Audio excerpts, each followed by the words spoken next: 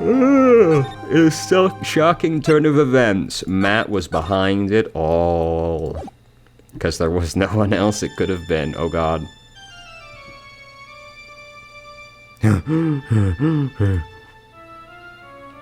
Grr, how did I get into this mess?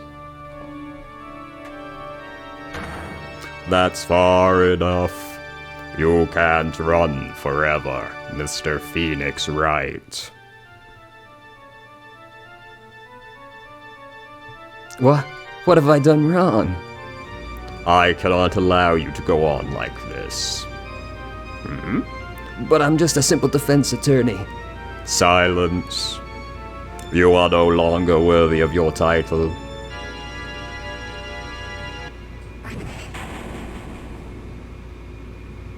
Get fucked. I've had this dream before, someplace, some time ago. As if this day was written into my destiny. Today I'll stand in court as a lawyer. To prove a killer innocent.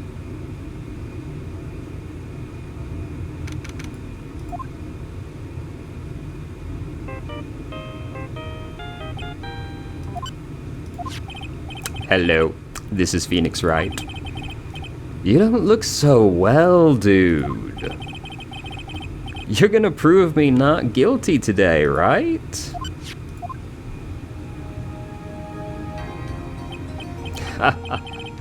If you please, Mr. Lawyer. Remember, it's not just me. Your precious friend's life is riding on today's verdict, too. Grr. Now listen up, you better get on guard a guilty sentence, okay? If you get that creepy slime back and not guilty, I'll never forgive you. Ever. Maya. Phoenix. Mia.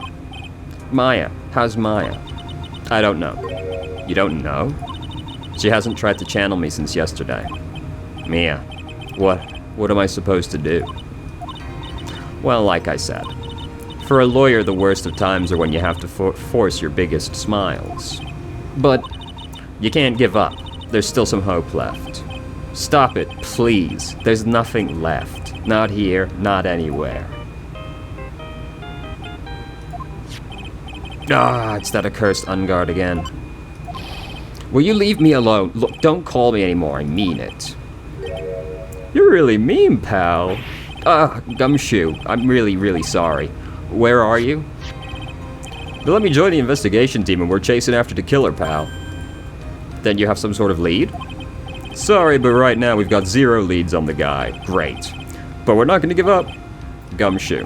Until the trial's over, until the verdict's handed down, we're going to do everything we can and find the killer. If we can get Maya out, then you can get Unguard the guilty verdict he deserves, pal. That's true. I could do that if they found Maya first. You got that? So you have to do whatever you can to make the trial last longer. I have to make the trial last longer?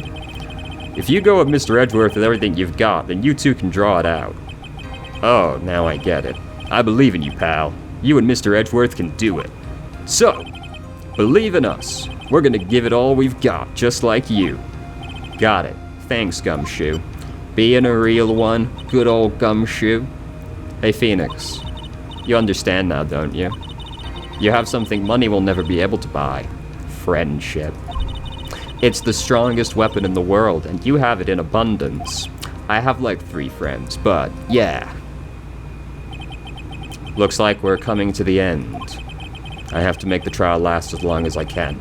Gumshoe will come through, I know it.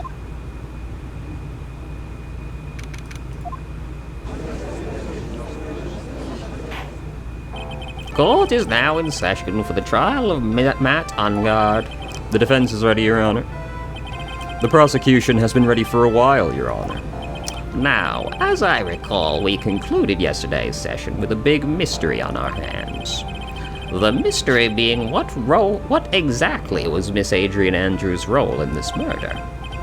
That is to say, is she really connected to the crime itself?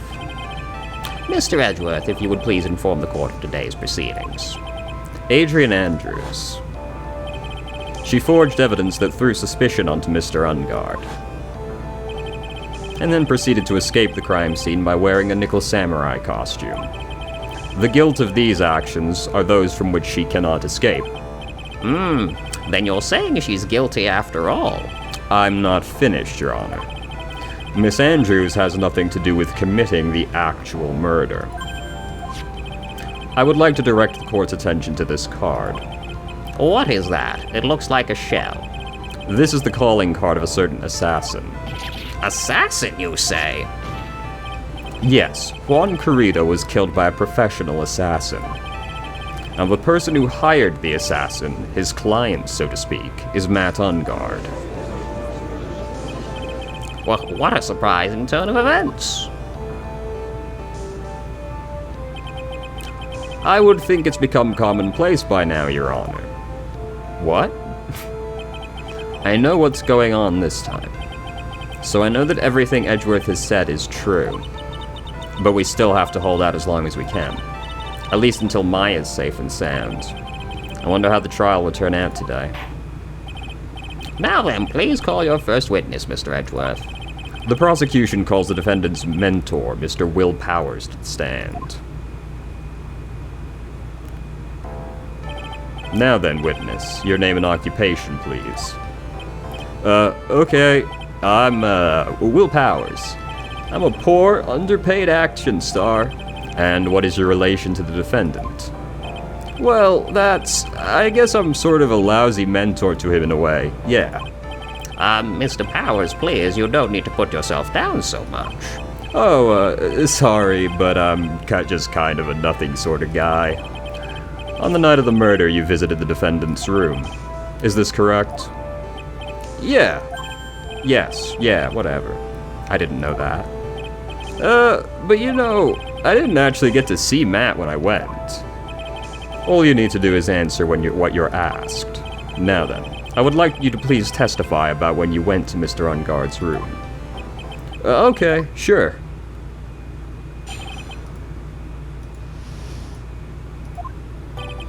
After the awards ceremony, I went by myself to Matt's room. Matt was standing there in front of his room, still in his nickel samurai costume. He was talking with someone. At first, I thought it was the bellboy. I watched the two of them for a while, but then I gave up and went back. I had guests with me that night, and I couldn't make them wait for me. Nothing sounds out of place in Mr. Powers' testimony. And talking with the bellboy is no big deal. Phoenix, you're so stupid, though, aren't you? Just the dumbest man ever. If one assumes that the person Mr. Ungard was speaking with was an ordinary bellboy. What are you implying? Well, Mr. Wright, let's have your cross-examination, shall we? Looks like we're in another sticky situation. Yeah, we know that everything he said was technically true, so... No, technically was true. A trap. Can't you smell it, Phoenix? But for us to find out more, we're just gonna have to charge in head first, right?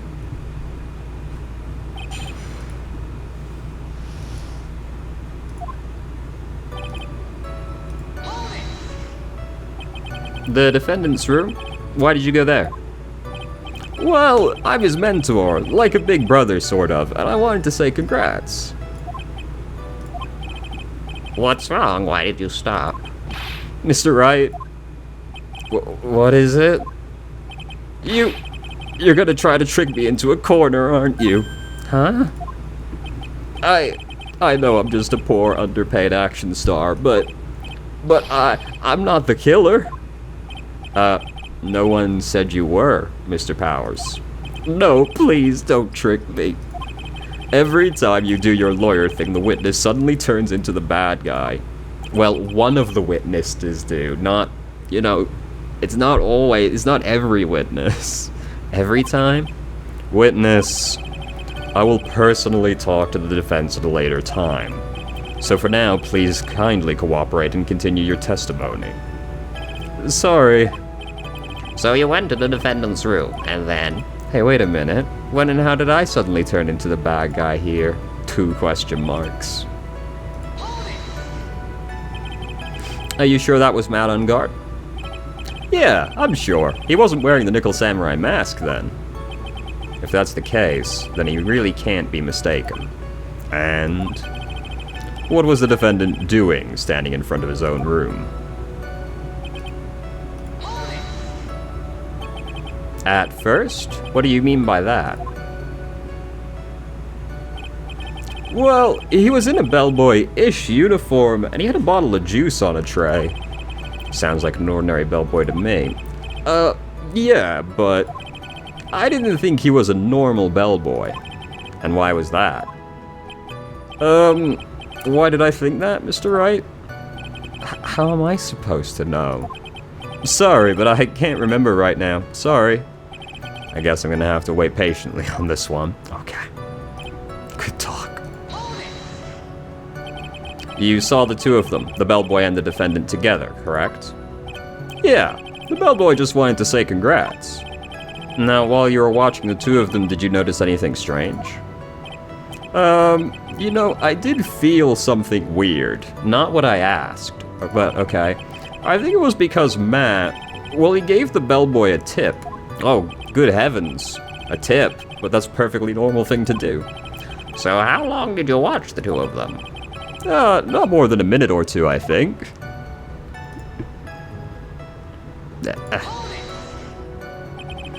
So who were these guests you're talking about? You guys, of course. You and Maya and Little Pearl. I thought it would be really rude since I invited you guys if I disappeared on you. So I went back to my seat pretty soon after seeing Matt in the hallway. This is like squeezing water from a stone. It's probably pointless to press further. Did Mr. Powers leave his seat that night? I don't remember that happening at all. Maya was making such a racket in her hyper state. I ended up focusing on her. From his story, he probably wasn't gone for very long. Okay. What do you want me to say to this?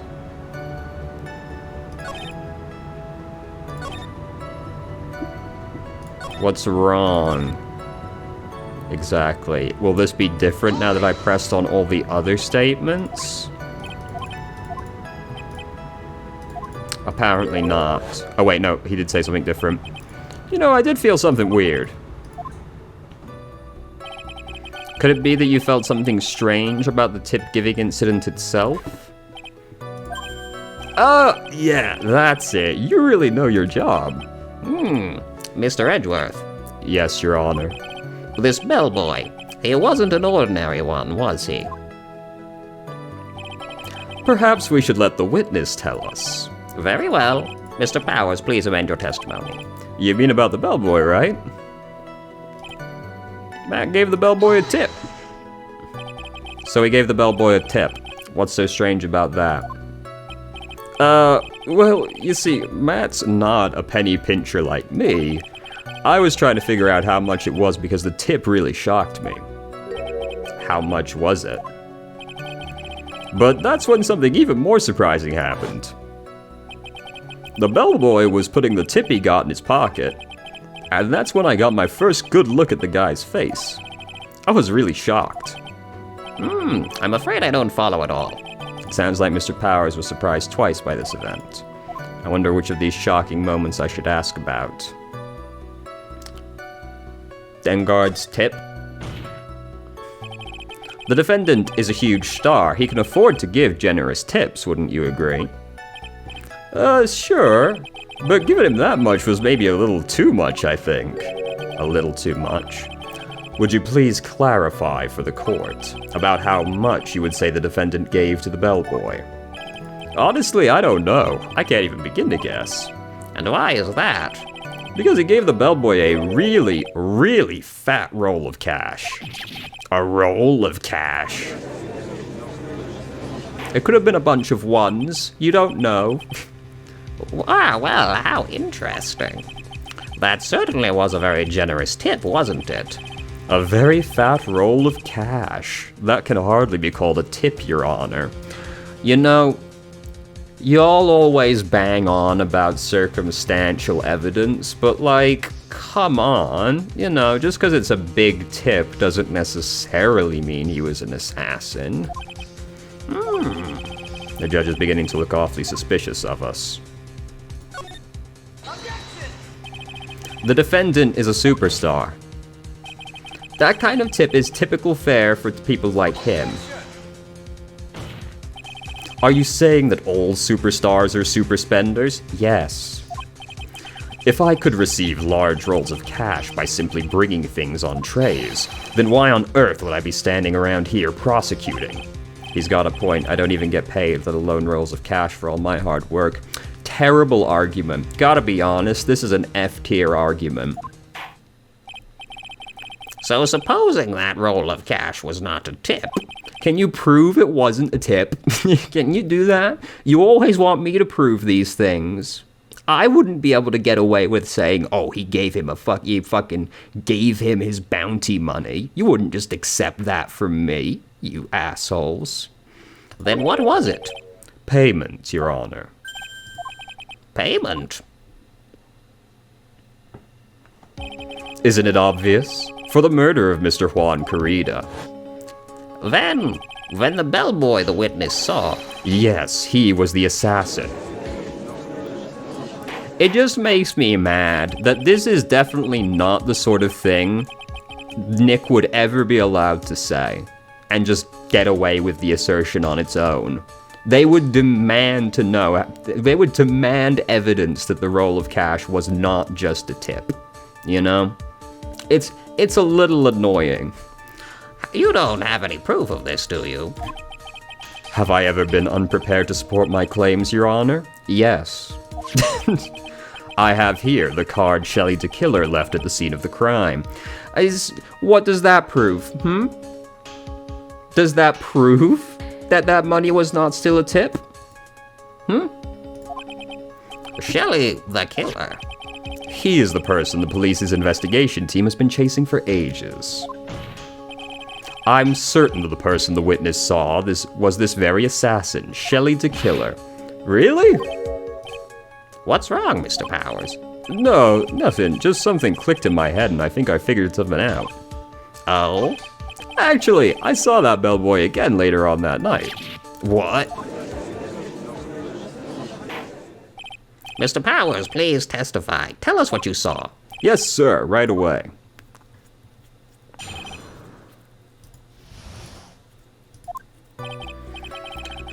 This time, I was in that hallway because I had to go to the bathroom. And that's when that bellboy I saw earlier come out of the room. Of course, when I say room, I mean Juan Corrida's room. Now that I think about it, that bellboy did seem kinda out of place. Yeah, so he had to be the assassin, I'm sure of it. I mean, pfft. Thank you very much, that is all we need for now. Huh? But I'm not done, there's still more. Let us first establish that the bellboy was truly Mr. the Killer, then we shall see. So the bellboy came out of the victim's room. And if that bellboy really was the assassin, then I think the answer is fairly obvious. That would be correct, Your Honor. Well, Mr. Wright, I believe it's your turn to entertain and make us laugh. Ha ha ha ha. This is no laughing matter.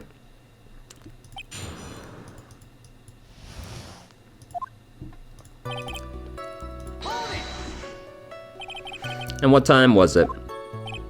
Well, I don't remember. The award ceremony ended around 8 p.m., right? And I went to Matt's room pretty soon after that. Then I came back.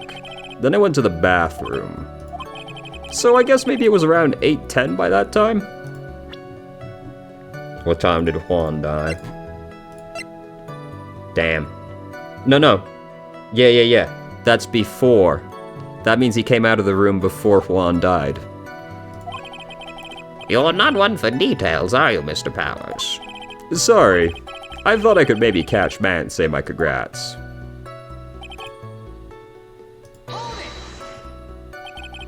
Are you sure it was the same bellboy?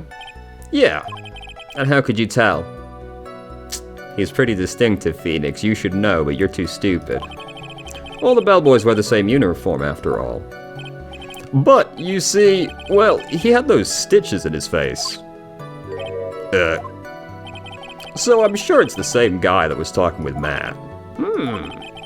So which room did the bellboy come out of? The victim's room, huh? Yeah, the one with all the really pretty flowers and teddy bears. It was Juan's room, alright. Words cannot describe how screwed I am. Let's continue with the testimony, shall we? So what exactly was so out of place about him? Right. Why the insipid grin? Maybe because I have no idea what damaging thing he's gonna say next. Well, the bellboy was empty-handed. Empty-handed? That bellboy was one of those room service people, right? But he wasn't pushing a cart and he wasn't holding a tray either. You call that a little strange too, wouldn't you? No, I would assume he left the tray with whatever was on it in the room. I agree that is a bit strange, Mr. Powers. But is it really that unusual for a bellboy to be empty-handed? What should I do? Try to pull a fast one. Let's go. There's nothing strange or unusual about an empty-handed bellboy. But there really is. There really isn't. If you two are done being school children, bellboys are for room service. There's no reason for them to be empty-handed ever. This isn't actually true. It's not unusual for them to leave the tray. Your Honor, I ask the witness's previous statement be supplanted with this new one. Edgeworth, are you gonna do whatever you can to make the bellboy look suspicious? I see. Very well. This court recognizes and grants the prosecution's request. Mr. Powers, if you could amend your testimony, please. Yes, sir. What if I press on it again, then? So you're saying it's suspicious for him to be empty-handed? Yeah, really suspicious. I mean, when I first saw the bellboy, he was holding a tray in his hand. And there was a bottle of juice and a wine glass on it. Juice? What kind of juice was it? Well, I'm pretty sure it was tomato juice. If we could come up with some sort of reason as to why he would come out empty-handed, some sort of proof, then I think we can dodge the bullet on this one for now.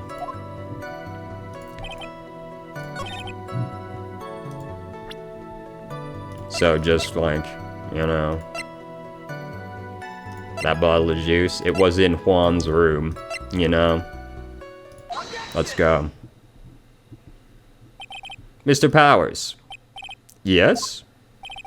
You're easily influenced by other people's words, aren't you? As soon as you heard the bellboy might have been the killer, you got caught up in believing it might be true. It must be true. But, isn't he really suspicious? Yes, undeniably. Have you seen the guy? Yes. He's got all those stitches and, you know, shouldn't judge a book by the cover and all, but like, have you seen that guy? You know? So, a baseball has stitches. I'm not sure about that argument, but, like, sure, you're right, but it's because that's a manufactured item, you know? Are you saying all baseballs are suspicious because they have stitches? Why are you saying this like it's a gotcha? It's not the same thing as a person having stitches down the center of their face. Gulp. Well, there's also, I mean, what about him being empty-handed? I would like to ask the court to please take a look here. This is the crime scene. There's a wine glass sitting next to Mr. Kurita's body. The liquid inside this glass is tomato juice. And now, if you would look at what is on the top of the table in the lower right corner. Oh, I'm blocking it. You can clearly see that it is a tray with a bottle of tomato juice on it. There it is. The bellboy had just brought this to Mr. Kurita's room. He left the tray in the room, which is why he was empty-handed with his left. Yes, exactly. As is quite common. But that would mean the bellboy had seen and left a dead body in the room. But can you prove Mr. Kurita was already dead at the time? Mr. Edgeworth. Yes? I blame you for leading me down this route. I'm terribly sorry. What is with him? Why is he laughing? Witness, isn't there one more thing you would like to share with us? Is there? The bellboy was empty-handed, or should I say empty-handed. I recall you had something interesting to say about his hands. Oh yeah, I almost forgot. Huh? What? That bellboy, he was wearing gloves. Gloves? Yeah, pitch black leather ones. All the other bellboys don't wear gloves like that, right? Black leather gloves. Why didn't you mention them earlier? Sorry, it slipped my mind. This personally is meaningless to me, because when I worked at Target, I had this problem where I would cut my hands constantly. So I actually started wearing black leather gloves when I was working there, because I just kept cutting my hands all the time. Granted, not exactly a common occurrence, but I'm like, you know, I used to do that when I worked somewhere. Boy, does this make the bellboy look really suspicious. Alright, gotta focus. Again, they would never accept this evidence from me, but... So what if he had gloves? A lot of bellboys wear gloves. Come on, Mr. Wright, that bellboy was wearing black leather ones. You're stereotyping based on movies. So, a football is made of leather. Are you saying all footballs are suspicious because they're made of leather? Gulp.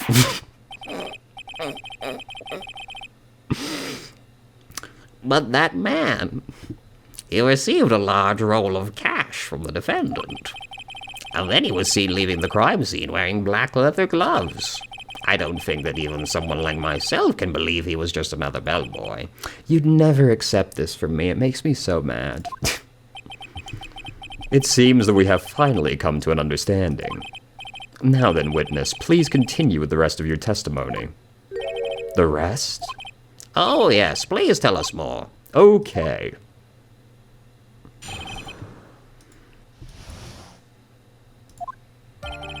After leaving Juan's room, the bellboy went and knocked on Matt's door, just like that. He gave something to the person inside the room. Then the old guy just left, without even going into the room. After that, I went to the bathroom and then went back to my seat. So the bellboy, after leaving the crime scene, went to the defendant's room. Yeah, I kinda saw all that by accident. Some accident. I'd say you saw too much. And all of it was suspicious to high heaven. I think it's safe to say that we can no longer consider this bellboy to be normal. Now then, let's get started, shall we? Mr. Wright, your cross-examination, please. Yes, Your Honor.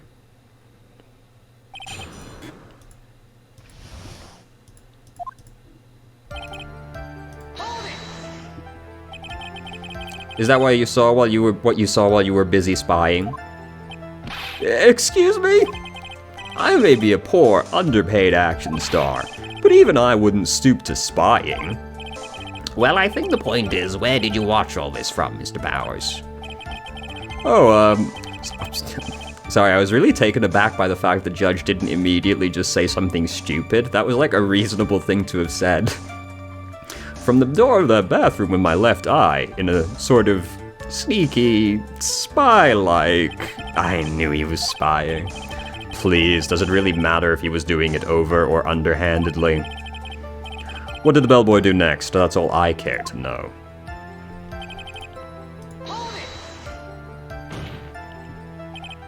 I said hold it. Okay. That's better. What kind of statement is that? Please elaborate and give us a few more details. Oh, okay. I should probably ask him only one thing at a time. About the person inside. So who took this something the bellboy handed off? Oh, actually I don't know. What do you mean? I'm sorry, but I only saw the person's arm. Only an arm?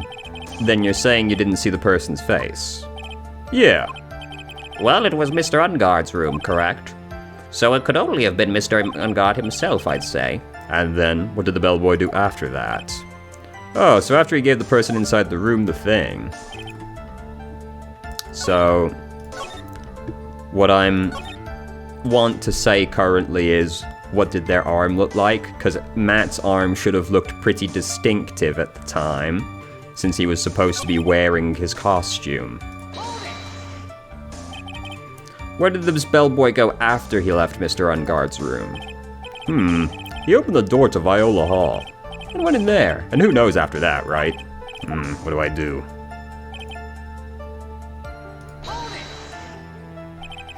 Did you see anything strange, suspicious, or just out of the ordinary at that time? Oh yeah, I saw that one thing. What? You saw something else? There was this jittery alien with a ray gun.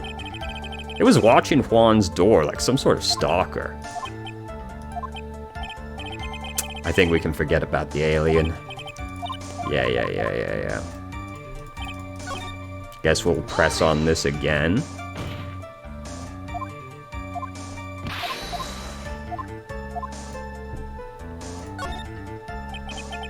He gave something to this person. Yeah. And what was this something? If I remembered what it was, I wouldn't be calling it a something, would I? But this implies there was something was removed from the scene of the crime. Are you sure you really can't remember, Mr. Powers? I think it was something kinda small. I would like to summarize the testimony up to this point, if you don't mind. When the bellboy left the crime scene, he immediately went to the defendant's room. Then he handed a small item of some sort to the person inside. As for the person who received the item, all you could see was the person's arm. Yes, it was just like that. Mr. Edgeworth, is all this really that important? Of course, Your Honor. I think this is of the utmost importance. This is when whatever was removed from the crime scene was handed over to the client. Mr. Flowers, please try to remember what it was the bellboy handed off. Let's see, I think it was... no. If you remember, please add it to your testimony. Yes, sir. Wooden statue. That's not what I was expecting him to say. Is this made of wood? Ah! Let's press first. A statue? Yeah, it kind of looked like one, I guess. If I saw the actual thing, I'd probably remember, you know? Okay. No, back. Hey, brother. Would it happen to be this bear?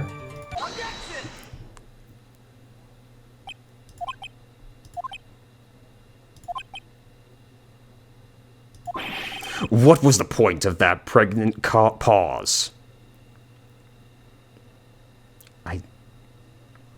Why did you say that? Why did you say that? Where did that objection come from? Well, speak up. It was me, Your Honor. What is it, Phoenix? See, this evidence doesn't look good. It's the problem. I have a feeling something bad's gonna happen once I show this. Mr. Wright, if you have something to say, please spit it out. Yes, Your Honor. Okay, Phoenix, deep breath.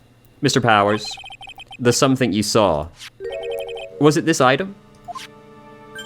Oh, hey, that's it. That's the something. Wow, Mr. Wright, you really figured it out. I recall we found this at Matt Unguard's mansion. At the defendant's house. What does this mean? It's simple, Your Honor. Shelley the Killer assassinated Juan Carita in his room. And then he stole this wooden bear from the scene of the crime. Then the bear being found at Mr. Unguard's mansion would mean...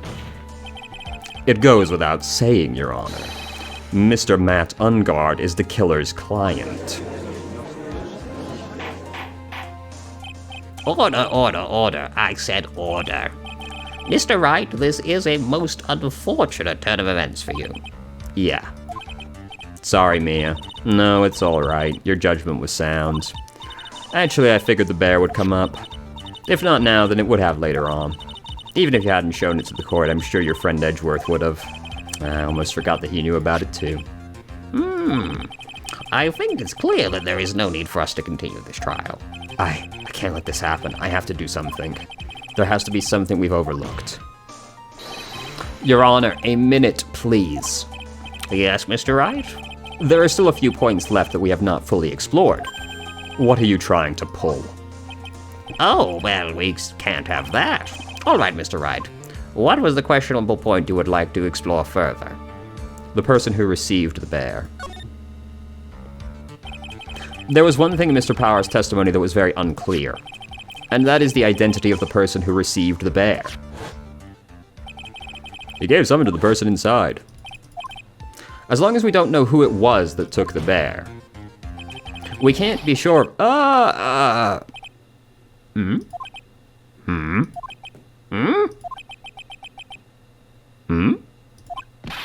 What is it, Mr. Powers? If you're gonna scream like that, then at least give us a good reason why.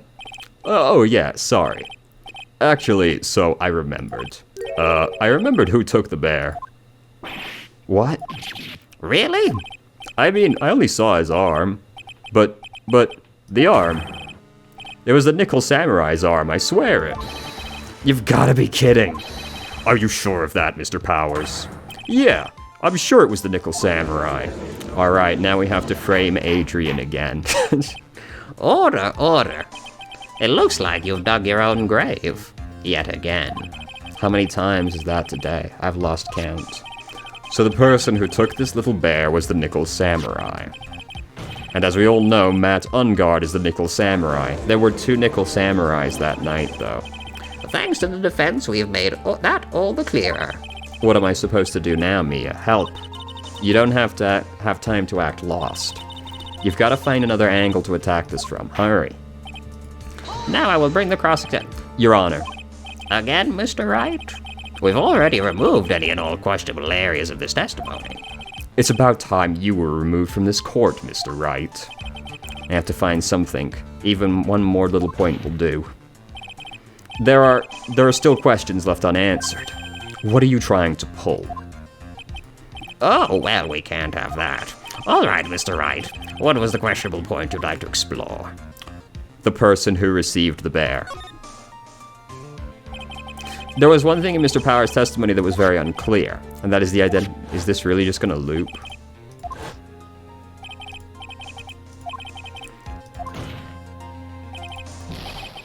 Yes.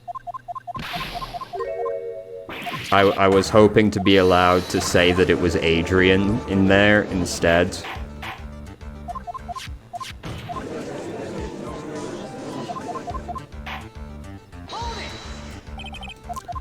Alright, anyway. The bear itself. I think it's fairly obvious the bear itself is very questionable. The bear, Mr. Wright? This was found at Mr. Ungard's mansion.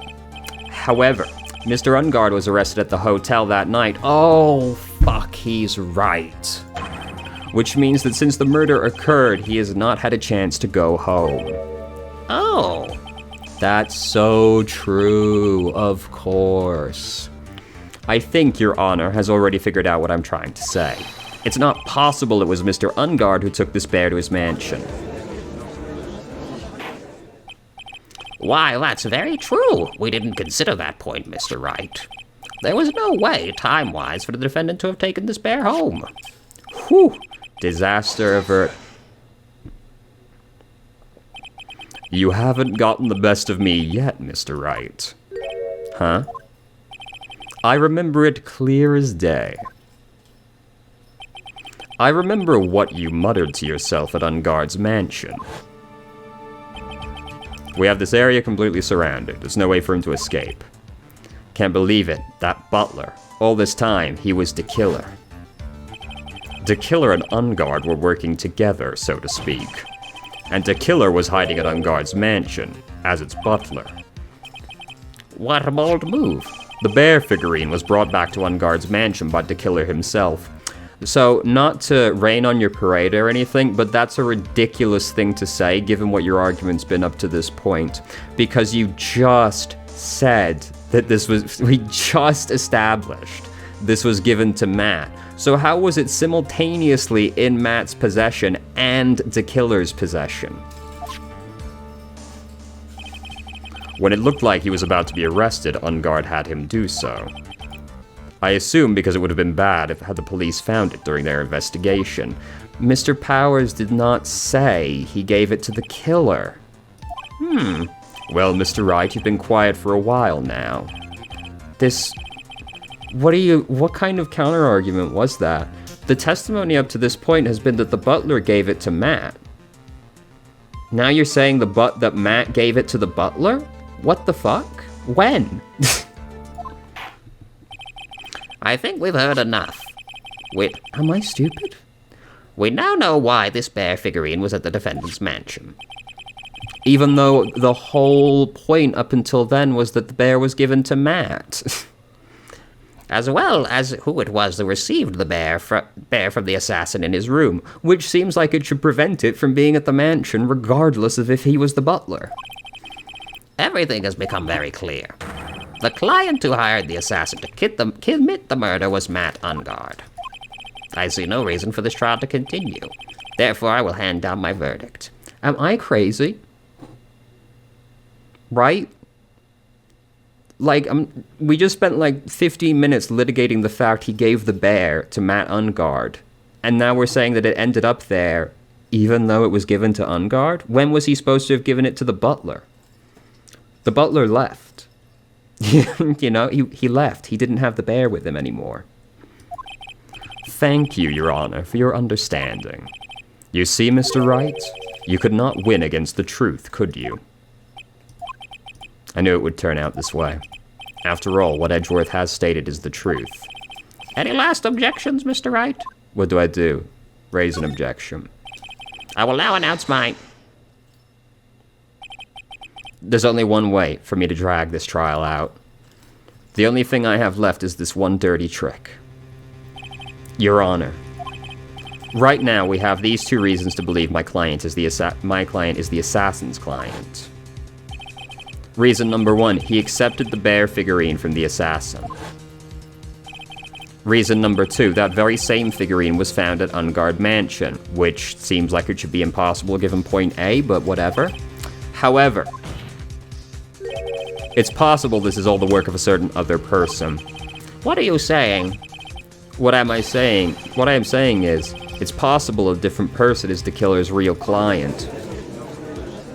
This is gonna feel pretty bad. The real client? Yes. Tisk tisk. Is this all you have? Now then, Mr. Wright, let's hear your theory. Who would you say is the killer's real client? This is gonna feel pretty bad. Adrian Andrews? Yes. We already know she tried to frame Matt Ungard for the crime. By wearing a spare nickel samurai costume. Ugh! Then the nickel samurai's arm that I saw, that could have very well been Miss Andrews. But what about Mr. Ungard? If you would please recall yesterday's testimony. The defendant was taking a nap during the break period. That's right. Then, finding this figurine at Mr. Ungard's mansion. It was a well-laid trap set by Miss Andrews. Mr. Edgeworth, what is your opinion on this? I can't even begin to count the flaws in the defense's logic. Says the person who's like, oh yeah, he gave the bear to Ungard, Ungard got arrested, then the bear somehow ended up back in the butler's hands and back at the mansion, you know? Besides which, there's no evidence to support it. However, I can't fully discount its possibility either. What is with this trial? Come on, and I can't believe the defense would go so far as to pin the guilt on someone else. Yeah, unbelievable. It's not something petty. It's murder of all things. They are all correct. This is to save Maya. This is to save Maya. Even if the whole world turns against me, this is one fight I can't give up on. Order, order, order. All disruptive parties will be forced to leave the courtroom. Your Honor. For the benefit of the defense, I'm willing to play along with his what-if game. His what-if game, Mr. Edgeworth? The prosecution is prepared to challenge the defense's theory. Mr. Wright, even you must have thought it strange and wondered. Why would the criminal want this little wooden bear? He's right. The killer did specially bring that bear to Unguard's room to Unguard right away. Why do you ask? Is there something special about it? Absolutely. And I'm sure that once the court knows its significance, the true killer's identity will become crystal clear. Your Honor, the prosecution calls upon a witness who will clear all doubt against Miss Andrews. And who would that be? It's quite simple, Your Honor. Miss Adrian Andrews herself. I see. Well, then the court will take a short 10-minute recess. The prosecution will prepare its witness in that time. Yes, Your Honor.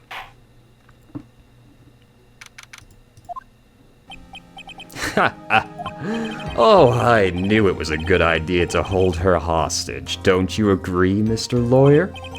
But I never thought in your desperation you'd try to pin the guilt onto Adrian. Ah, I swear this demon will pay. Mr. Nick. Pearls? Where's Mia? Oh, I don't know. A really strong power suddenly called her away. A really strong power? Oh, Mr. Nick, your phone is. It's from Gumshoe. How's it going? Have you been hanging in there, pal? Yeah, sort of. We just barely found something to latch on to. Whew! That's good, pal. And what about you? Anything yet? Have you figured out where To Killer and Maya are? We still don't have any leads, but... We don't have any more time. If we just had, even a single clue would be really helpful. I was only able to come this far because I kept thinking to myself, I've got to keep the trial going until Maya has been rescued. But have I just run out of luck this time? Is all our hope for naught? A tent! Huh? A tent? I could see a circus tent. Mia! It looks like Maya was unconscious until just a few minutes ago. As soon as she woke up, she called for me. So it was Maya that called you away.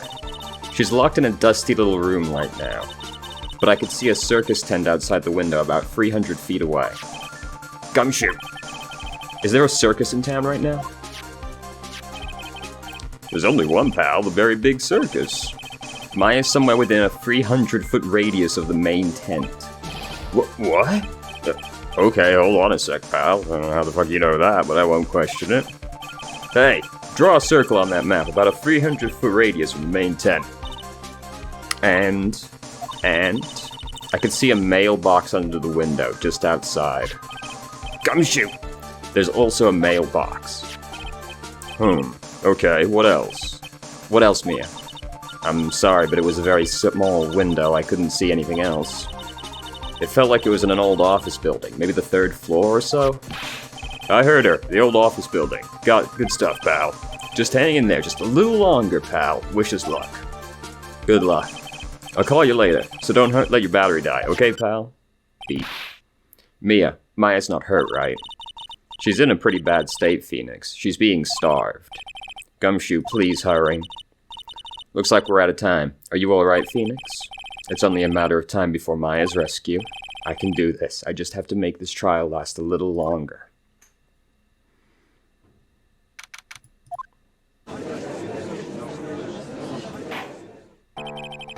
Court will now reconvene.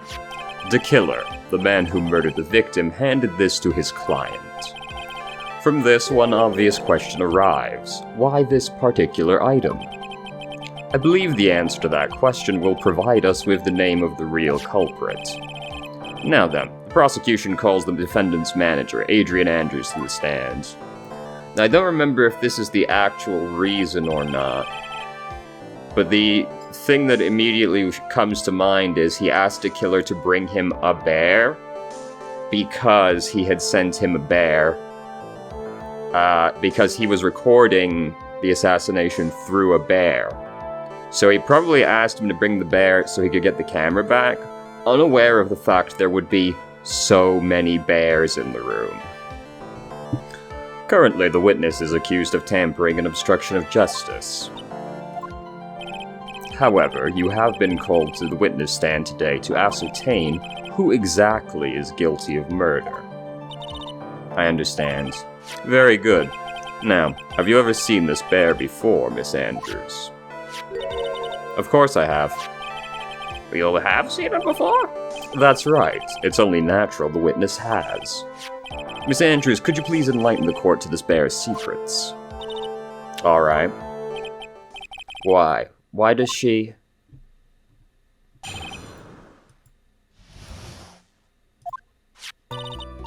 Actually, this is an elaborate puzzle. If you know the correct order, it can be taken apart one piece at a time. At its center is a small cavity, with just enough room to store a small item. Because of its complexity, if you don't know the order, you can't open the bear. You really can't tell it's a small jewelry box just by looking at it. So this figurine, it's a container of sorts, is it? Yes, looks can be deceiving, wouldn't you agree? Yes, this is of superb craftsmanship. Oh yes, I nearly forgot. You may begin your cross-examination. Looks like there really was something to that bear after all. Maybe I was wrong.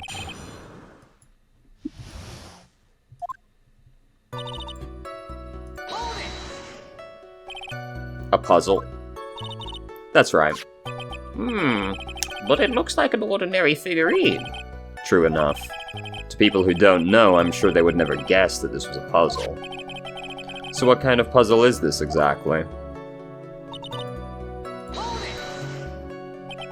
So you can take it apart, and how would one go about doing that? Well, you first turn its tail to the right and then push it in. Oh, yes, I see. After that, the arms and legs are free to move and can be removed. Oh, this is most interesting. A boy and his new toy. It's like he's 5 all over again. Can the bear stop using instant transmission? Oh, don't mind me. Go ahead and carry on. I think he's lost it. So what do you find after taking the puzzle apart? And how do you know about this? I know because I was the one who bought it. Huh? It was a souvenir from when a friend and I went to Switzerland.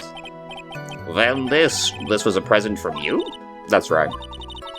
It was a puzzle in the shape of a bear, so I thought it would be perfect for Juan. So it was a present from Miss Andrews. Witness, let's continue with your testimony.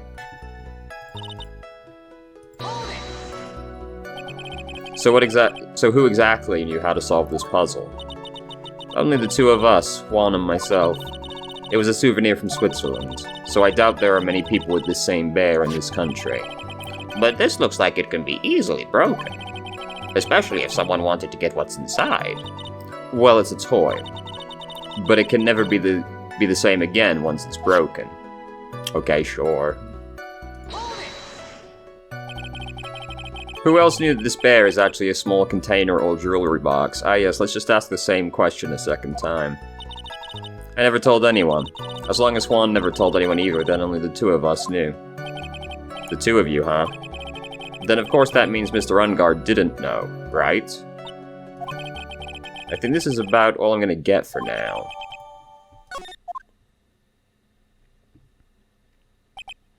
Well, Mr. Wright, I think even you've come to realize that there is one very important fact we have uncovered, and that is this. This bear is actually a jewelry box. Now that we've agreed to this point, there's only one logical question that can come next, and that is this. What's inside the box? What's inside? That's right. That's what we're going to find out next. Witness. Yes. You are the only one who can open this. Please.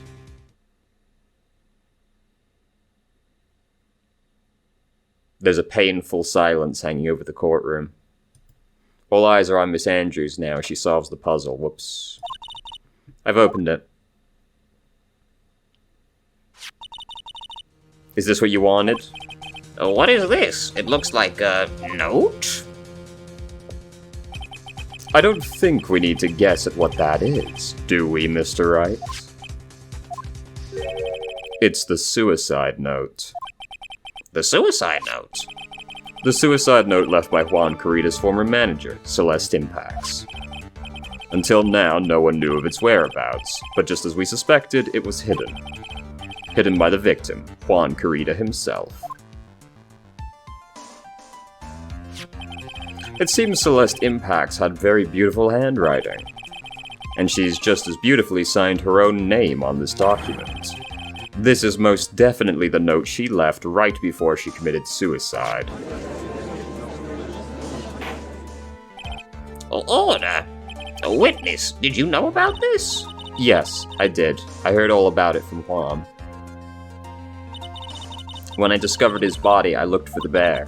I wanted to destroy the note before it could become public.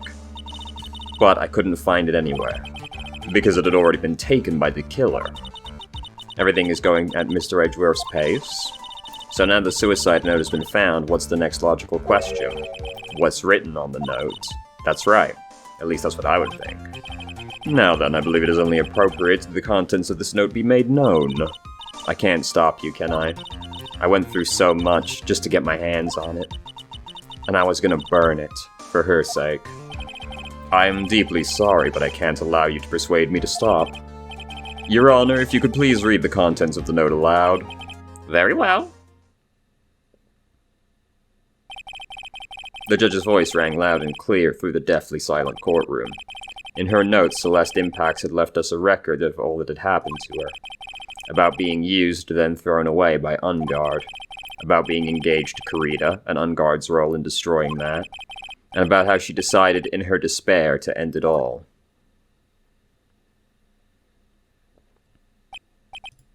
And that's all Miss Impax had to say. There's one thing I would like to say here. The prosecution has no interest in slandering Mr. Ungard. Then what? Our intention, Your Honor, is to establish a motive for murder. Isn't that correct, witness? Yes. On the night of the murder, Juan was going to make the contents of the note public. After the post-ceremony show, he was going to hold a press conference. My word! Matt Ungard values above all else his refreshing like a spring breeze image, which is why he had to stop this note from being made public. At any cost. Of course, we're assuming that this is the actual note, you know, and it is the entire note. This time he even went so far as to kill someone to stop him from revealing that. How terrible. What a selfish person. I guess there are slimeball lawyers out there who defend these creeps. There's no room for doubt here. Mr. DeKiller's client's goal was to obtain the suicide note. And the only person who needed this note that badly is the defendant. Let's not forget that the bear with the note inside was found at the defendant's house. It seems we've come to the truth at last. The defendant's motives were entirely selfish. He deserves no sympathy from anyone. So, what you're all overlooking is that in Andrew's own testimony, Ungard didn't know that the note was in the bear, because the only two people that know are Adrian and Juan. So if that's true, it can't be Ungard that asked for it. Or he asked for a different bear, and that just so happened to be the one he took. How am I supposed to escape from this one? Why the hesitation, Phoenix? Gumshoe hasn't called yet, so you know what you must do. I know. I have to carry on and buy him some more time. Okay, there are two deadly pieces of evidence, the figurine and the suicide note. Maybe somehow I can find a way out of this situation through one of those. The gavel's already in the judge's hand, Phoenix. Hurry. The suicide note of the figurine. The figurine. Objection! Please wait, Your Honor. Oh man, look at that lawyer. He's still going at it. It's like he doesn't care that he's trying to get a killer off the hook. The assassin took this with him from the crime scene after murdering Mr. Corita. At the request of his client, of course. So what's your point, Mr. Wright? I don't think it's possible that Mr. the Killer's client was Matt Ungard. In fact, I think there is a contradiction here. You can't tell just by looking at it that this bear is a jewelry box. The chances Matt Ungard thought the note was hidden inside this bear are 0 to none. Oh, I didn't think of it that way. Exactly. But I did think of it that way, and I thought it was rather strange. After all, there's no reason why Mr. Ungard would ever want a jewelry box like this. Order. You make a valid point, Mr. Wright. Mr. Edgeworth, what's your opinion? It was just a flash, but I think I did rather well on this one. Unfortunately, I think he believes differently. I believe a show of appreciation is in order. Huh? The defense seems to be in love with wishing more despair upon itself.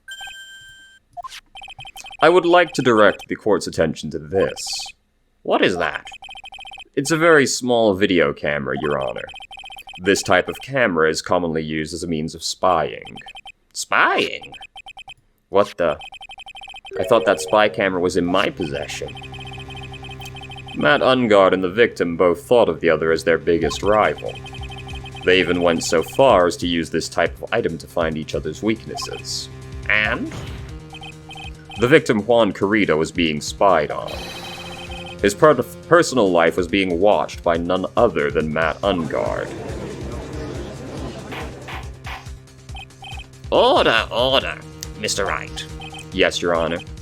You don't tell me you knew about your client's spying activities. Well, sort of. Sort of is not an acceptable answer, Mr. Wright. I see you're confused, Mr. Wright. You're probably thinking, but I have that camera that was in the stuffed bear's eye. But this camera that I have is not that same one. Last night, I searched the victim's house on a hunch. Using this. Gumshoe's bug sweeper. By the way, Mr. Wright, the defendant's fingerprints were found on this camera. Matt Ungard's fingerprints were on there? Well, Phoenix, looks like those cameras were hidden all over the place, huh? What am I supposed to say to that evidence? I think this is the end. It's fairly obvious that Mr. Ungard learned of this suicide note through this. He was watching the victim all along. He got me good this time. I don't have anything to counter that. Hey, now what's that lawyer thinking? Mommy, is that man the bad killer guy? Shush, stop, don't look at him. The way he's sweating is just so, ew, nasty. Phoenix. Yes, Chief. Have you figured out what you're gonna do next yet? What I'm gonna do next? Does running away like a frightened child work? I know it seems like Edgeworth is very close to putting the lid on this case, but in his eagerness to prove his point, he forgot one very important thing. Well, what is it, Mia? There's a piece of evidence that he really should investigate. Something he should investigate? I would really hate to see the good prosecutor get scolded for not remembering to look into the item when he had the chance. Why are you speaking in riddles all of a sudden? All right, I think we finally understand everything. Well, Mr. Wright, you don't have any further objections, do you? What is this piece of evidence Mia's talking about? Can I figure out what it is that needs to be looked at? I'm not 100% on what it is here. I have an objection, Your Honor.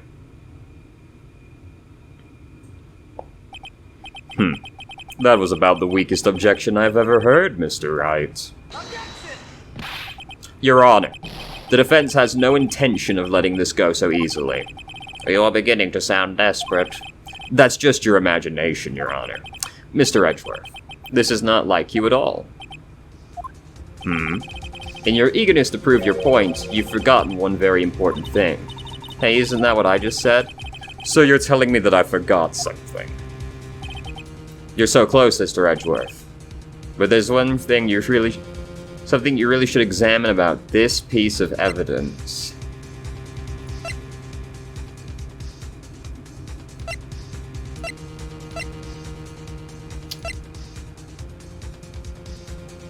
Uh...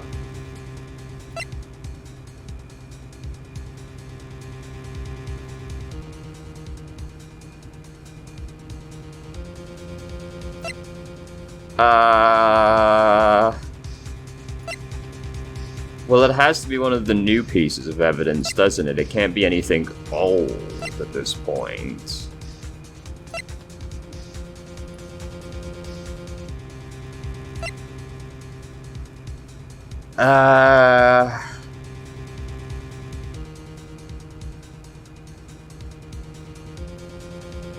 Fuck. Maybe it's the suicide note? 'Cause... Yes, the thing is... Why does the suicide note still exist if Matt knew about it? Because by the logic that the prosecution's using, he took the bear so that they could get rid of the note. In which case, why was the note still in the bear? Why wasn't the note destroyed in the interim period? Right? Because surely if he wanted to get the note back, there would be no reason to keep the note around afterwards. You'd want to destroy it.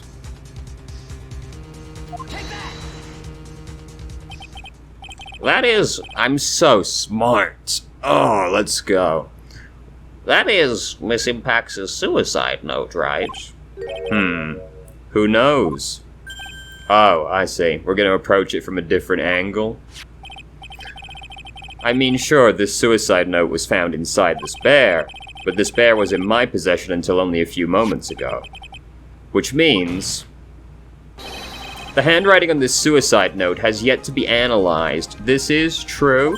And I did say earlier, we're assuming it's the real suicide note and the entire suicide note. Oh. So, as to whether this pivotal piece of evidence was really written by Miss Impax or not, that has yet to be even remotely confirmed. Mr. Wright, you can't seriously be suggesting... Mr. Wright, are you saying this suicide note is a fake? Miss Andrews, you were the one who tried to pin this murder on Mr. Ungard. Who's to say you didn't create a fake suicide note and put it into this bear? How dare you? Your Honor, the defense is indiscriminately accusing the witness again. There's no evidence linking the witness to the suicide note whatsoever. But if this note is fake, then the witness is the only one who could have made it. What? Recall the witness's testimony concerning this figurine. The only person other than the victim who could solve the puzzle is the witness herself. Ah. Miss Andrews, you wrote this note, didn't you? You wrote it so you could use it to frame Matt Ungard. I did no such thing. Right. If you're going to pronounce this suicide note a fake, then show this court some evidence to support your theory. Then analyze the damn handwriting. Mr. Edgeworth, you were the one who presented this scrap of paper as evidence. That means the burden of proof lies with you, the prosecution. That's enough. Mr. Edgeworth, can you confirm the handwriting on this suicide note? It is as the defense has stated. The handwriting has yet to be analyzed.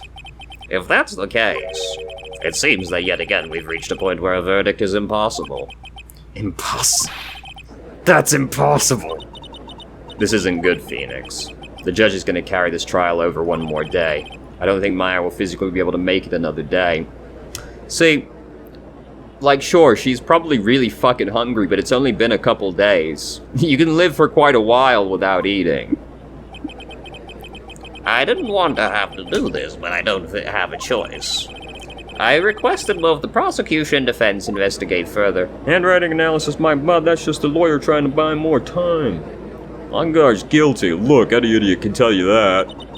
I think we've reached the end of the line. Guilty, guilty, guilty, guilty, guilty, guilty, guilty, guilty, guilty, guilty.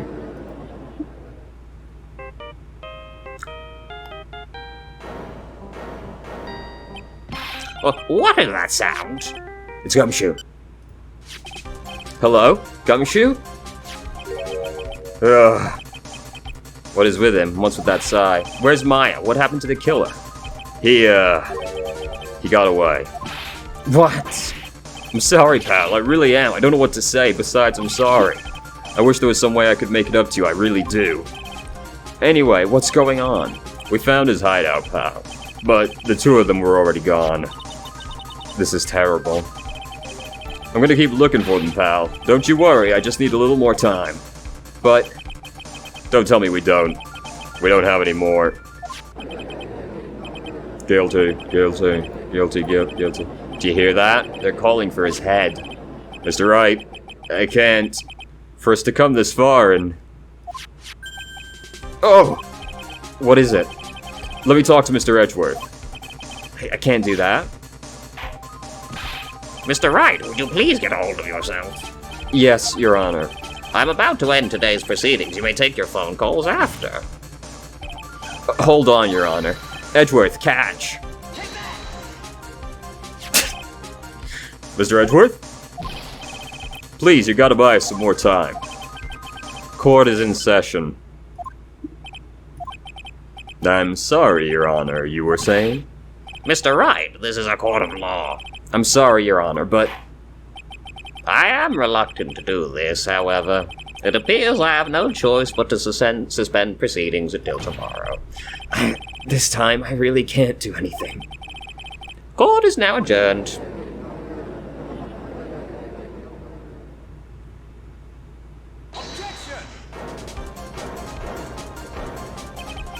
Please wait, Your Honor. Edgeworth? Well, what is it, Mr. Edgeworth? I humbly request another 30 minutes of Your Honor's time. For what purpose? We can perform the necessary tests on this piece of evidence in that time. But can you really obtain your results in 30 minutes? I believe we can, Your Honor.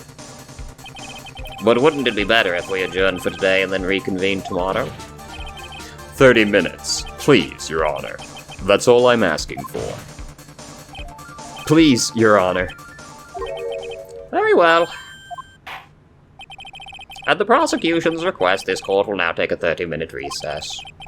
But be advised I will not allow another recess today. I'm not sure if this is helping or hurting us. The court will now take its final recess of the day.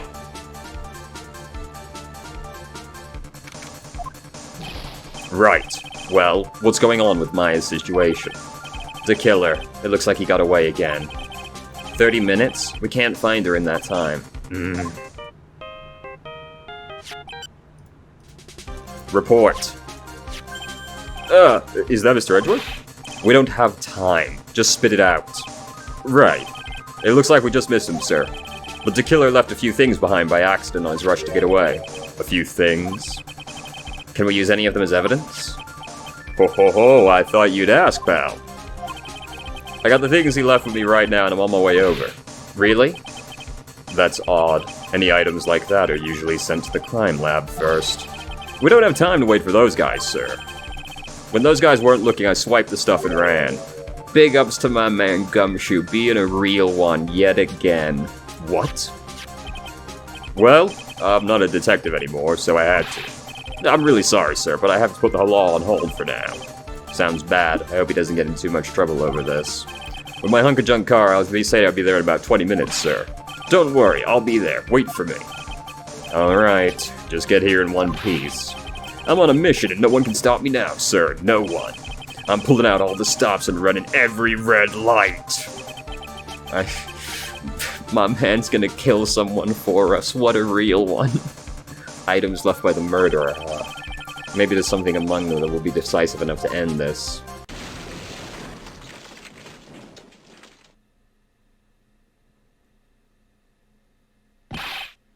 Hey, what's wrong? Detective Gumshoe, answer me. No one can stop me.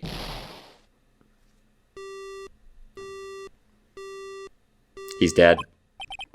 What happened? It sounded like he had an accident. I'm guessing his cell phone broke as well.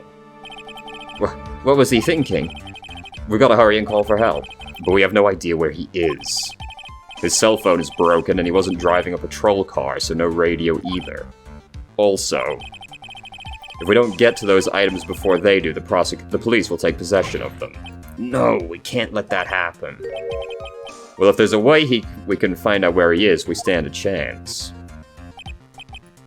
Why, oh why, did Gumshoe have to get into an accident now? Is there any way to find out? There is a way. That's right, there is a way. What? How? I'm sure we can find where Gumshoe is through this. Franziska von Karma. Why are you bringing up Franziska at a time like... Oh, I see. I'll try to get in contact with her. The chances are slim, but she's all we have. Franziska. Will she even want to help us? Edgeworth. What is it? I don't have any right to judge anyone ever again. I know my client is guilty. But what I'm doing now, I'm pinning the guilt onto someone totally innocent and using the evidence to do so. It might be my turn to say Defense Attorney Phoenix Wright chooses death. Right. It doesn't suit someone like you to cry useless tears.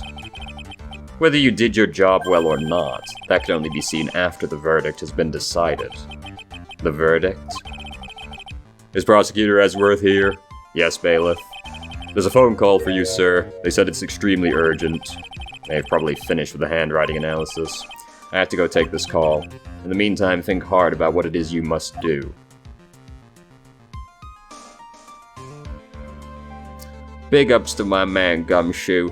Prepared to die, stole evidence, committed probably a felony in there, several misdemeanors definitely. What a pal, what a hero.